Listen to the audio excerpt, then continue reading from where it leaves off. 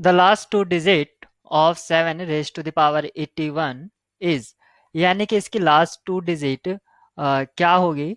तो इनमें से जो ऑप्शन है वो हमें दिए गए हैं और हमें इसका सॉल्यूशन फाइंड आउट करना है। तो जब भी आपको इस तरह का प्रॉब्लम गिवन हो तो आपको लास्ट टू डिजिट या थ्री डिजिट निकालनी है। तो क्योंकि 100 से अगर हम किसी भी नंबर को डिवाइड करते हैं तो वो लास्ट टू डिजिट पर डेसिमल हमें बता देता है। तो या उसकी लास्ट टू डिजिट बताने में हमें हेल्प करता है। जैसे अगर मैं लिखता हूं, अगर कोई नंबर है 735, तो इसको अगर मैं 100 से डिवाइड करता हूं तो मुझको क्या पता चलता है, 7.35 इसकी लास्ट टू डिजिट है। तो जो ये नंबर है 7 रेज टू द पावर 81, इसको सॉल्व करने पर लास्ट की टू डिजिट क्या होंगी ये हमें बताना है। तो मैं क्या करता हूं कि इसको मैं 100 से डिवाइड कर देता हूं। तो 100 से डिवाइड करने पर ये मुझे यहाँ पर डेसिमल दे देगा एक तरह से, या मुझे बता देगा कि हाँ यहाँ पर लास्ट टू डिजिट क्या होगी। अब डिवाइड करने से यहाँ पर क्या मतलब है, मैंने मल्टीप्लाई क्यों नहीं किया या मैंने और कोई क्यों नहीं किया। डिवाइड एक तरह से इस नंबर को सेम प्रोपोर्शनल में रिड्यूस करता जाएगा, सेम यानी कि सक्सेसिव डिडक्शन या डिफरेंस वो उसमें माइनस करता जाएगा और हमें फाइनली लास्ट टू डिजिट बताने में हेल्प करेगा। तो ये मोटिव था कि 100 से डिवाइड कराने पर, यानी कि हम किसी तरह से इस जो नंबर है, ये जो बहुत ही लार्ज नंबर आएगा अगर हम इसको इवेल्युएट करें, तो इसको हम थोड़ा छोटा कर रहे हैं ताकि हम उस पर कुछ उसकी जो करेक्टरिस्टिक है उस पर हम कुछ थ्योरम या कुछ एप्लीकेशन जो मैथमेटिक्स की हैं वो अप्लाई कर सकें, या जो मेथड या ट्रिक्स हैं, और हम इसको इजीली इवेल्युएट करें। तो यहाँ पर सबसे पहले 7 की पावर इतना करिए कि ग्रेटर देन और इक्वल टू 100 हो जाए, क्योंकि हमें 100 से डिवाइड करना है यहाँ पर। तो अगर मैं 7 के पावर 2 करता हूँ, 7 रेज टू द पावर 2, तो ये 49 देगा। लेकिन अगर मैं पावर 3 करता हूँ तो ये 343 देगा। यानी कि अब मैं इसमें डिवीजन लेमा अप्लाई कर सकता हूँ। डिवीजन लेमा जो आप 10th या 11th में पढ़ के आएंगे, आई थिंक 10th में डिवीजन लेमा, वो मैं इसको जिसको हम यूक्लिड डिवीजन लेमा भी बोलते हैं।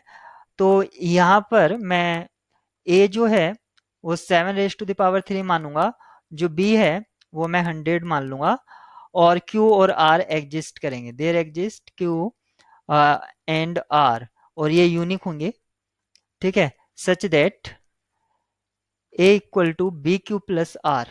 यहाँ पर ये इस तरह से होगा, और R पर क्या कंडीशन होगी, R लाइज बिटवीन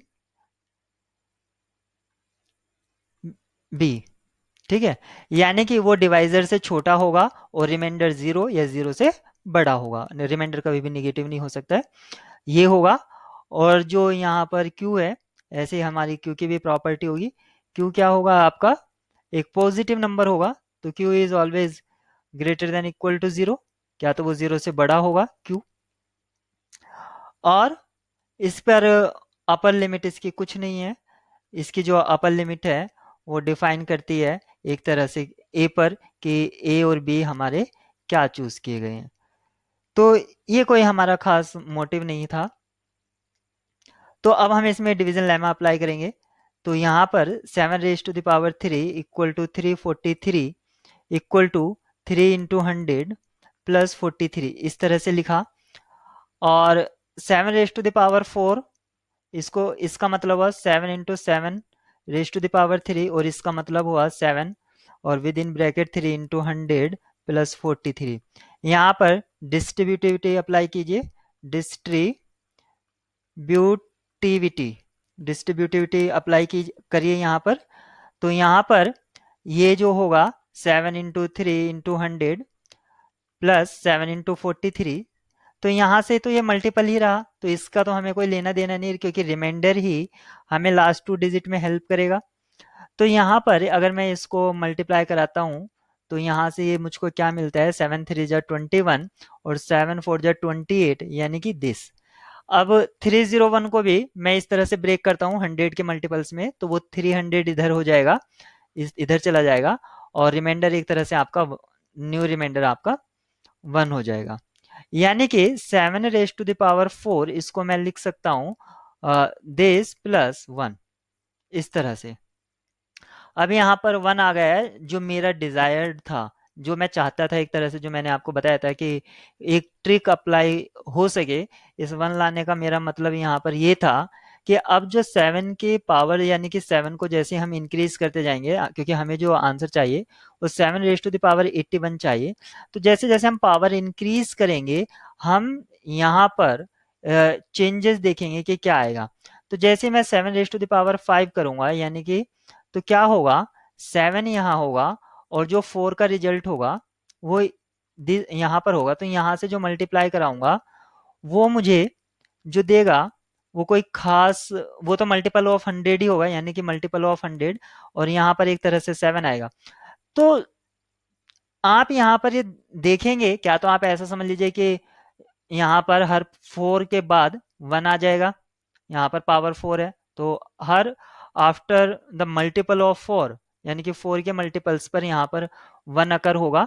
तो यानी कि 81 को आप 4 के मल्टीपल्स में ब्रेक कीजिए, तो यहाँ पर क्या होगा 20 और ये हो जाएगा 80, और एक तरह से आपका 1 रिमाइंडर होगा, यानी कि 20 टाइम्स पर, यानी कि 20 टाइम्स इस तरह से करने पर 7 raised to the power 4 into 7 raised to the power 4, यहाँ से आपको 20 टाइम्स करते जाएंगे तो यहाँ से 1 मिलेगा, फिर यहाँ से इसमें 1 रहेगा प्लस 1, जो मेरा कहने का मतलब है।